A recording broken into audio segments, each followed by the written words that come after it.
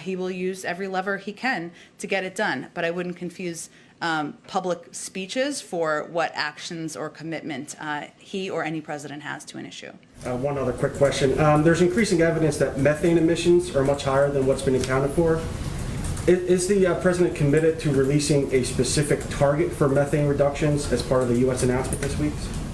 I know we'll start some preview and background calls tomorrow, and hopefully we're going to have some climate experts come to the briefing room later this week as well, but I'm just not going to get ahead of our planned public announcements or decisions that are still being finalized. Go ahead. Thanks, Jen. There were some reports recent days about people counterfeiting their vaccination cards, going around with cards that say they're vaccinated so they can maybe get in places where they otherwise couldn't. Is the administration aware of those reports, concerned, having conversations with local officials about how to counteract that potentially? We are certainly aware of them. We've seen the reports, and we, of course, defer to law enforcement and other authorities who are overseeing and cracking down where this has come up. I don't have a number or percentage or data to give you on how expansive this is. I mean, the fact is, as of today, every adult American over 16 is now eligible. So the best way to get a vaccine card is to get vaccinated, and that's what our focus will continue to be. Another question on Navalny, given Jake Sullivan's comments yesterday about consequences. Yeah. President Biden obviously has requested a summit with Vladimir Putin. If Navalny dies in Russian custody, is that summit still on the table? Well, let's certainly all hope and pray that that is not the outcome we're looking at. And again, there are a range of private conversations that occur diplomatically, and we continue to reiterate publicly as well our call for him to be released, to be treated humanely. But I'm not going to get ahead of a horrible outcome like that. Go ahead. Jen, I've got a vaccine question, but just first a quick follow-up to my colleague's questions about the refugee cap earlier. You said that the issue about the cap statement on Friday was not clearly understood by some people. Would some of the president's Democratic allies on the Hill be some of those people that did not clearly understand?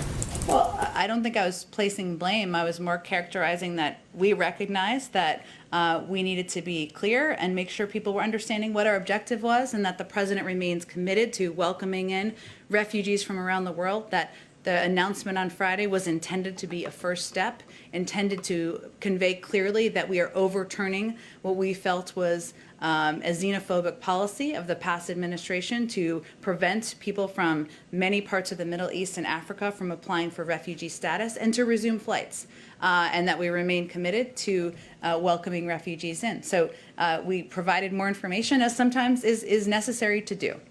Okay. And on the Johnson & Johnson vaccine, it's been almost a week since it's been paused. Indications that it may still be a few more days before we understand what the next step will be. Is the White House concerned, or what is the level of concern that J&J's reputation may be harmed during this time period, and it could hamper the administration's efforts to reach out to skeptical or hesitant Americans about getting vaccinated? Well, it's interesting. We actually haven't seen data, unless you have, which is possible, that has suggested that has been the outcome. The FDA is the gold standard. They took this step out of an abundance of caution, as they've said, to ensure that the American people could have confidence in their actions, the high level of review and the high standards that we have in the U.S. government.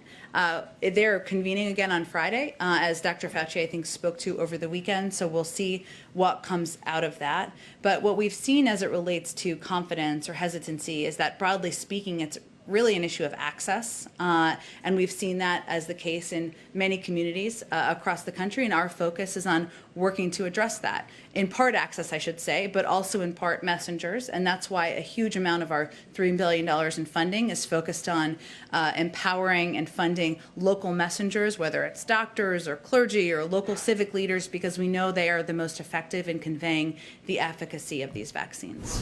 Thank you. Go ahead. Hey, Jen, just a couple on the jobs bill and climate summit. Senator Cornyn and Senator Coons spoke about the possibility for a smaller, narrower infrastructure bill in the range of $800 billion. Does the president see that as a viable alternative to what he's proposed?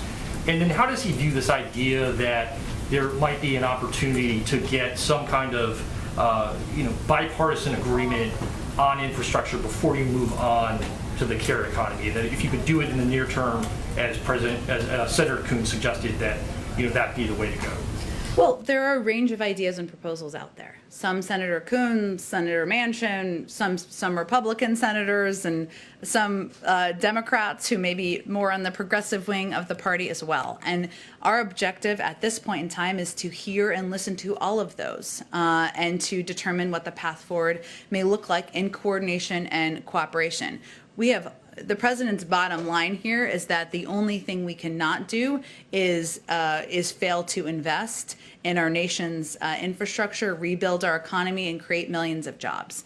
That's the only piece he does not want to see us fail to do as a country and fail to do as hopefully in a bipartisan manner, ideally. But in terms of the ideas being put forward, we're quite open to a range of mechanisms for agreed upon legislation moving forward. Smaller packages, pieces being peeled off. Right now, there's the nitty-gritty work going on in Congress where members are meeting, staffs are meeting, committee staff are meeting to discuss what's possible, where there's agreement.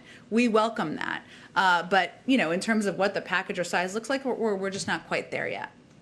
On the climate summit, I know you don't want to get ahead of the decision on emissions targets for 2030, but broadly, how is the administration thinking about striking the balance between a target that's aggressive and that will meet the needs of the demands of climate change versus ones that may not be achievable and could lead to job losses in the next 10 years? How is the president looking to strike that balance? Well, the president believes that green jobs are jobs, right? I mean, they are a way to invest in and this is very central to the American Jobs Plan. And when we talk about the climate summit and how we're thinking about setting these targets and how we're going to achieve them, a big part of that is investing in areas of our economy where they're industries of the future, where we can create and build out industries and create jobs where we're also able to meet our targets that we'll set. So he thinks of them as in lockstep, and that's one of the reasons why when he put out his climate plan during the campaign, he had labor leaders and climate advocates meet together and discuss how we could work together on a path forward. But if you look at areas like electric vehicles or weatherizing infrastructure, these are areas where there's an alignment on they're creating jobs,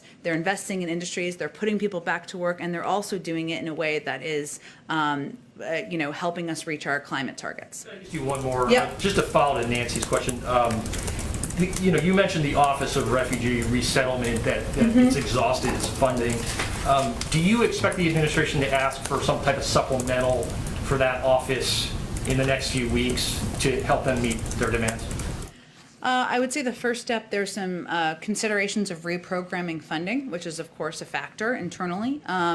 But I'm not aware of an intention to request additional funding. I can check and see. Obviously, we'll put out our budget that is forward-looking in May. But in terms of, I think you're asking about an emergency supplemental. I'm not aware of that consideration, but I'll check on that for you and others who I'm sure are interested. Can I jump in real quick? Are we still on track for the 1 o'clock presidential meeting, the school call? Yeah. Yo, yes. Okay, Okay, we're almost wrapped here. Let's just go to one in the back. Go ahead. Sorry, Thanks. Just I was not paying attention to the time. Thank you for the reminder. Go ahead. Just a couple quick ones. On Johnson & Johnson, between the pause and then the issues at the Baltimore plant, is the administration still expecting Johnson & Johnson to be on track to deliver its promised amount of doses by the end of the month? Well, I think the next step with Johnson & Johnson is for the FDA to meet and determine what the considerations are for the path forward. As we look at our own preparedness here, we have ordered enough supply to ensure we can meet the demand by the end of May and enough supply to vaccinate every adult American by the end of July without Johnson & Johnson. So that's where our objective and our focus remains. Pfizer has also announced that they are going to try to expedite some of their production as well. But in terms of Johnson & Johnson, the next step is really Friday and whatever comes from there, and we certainly will refer to the FDA.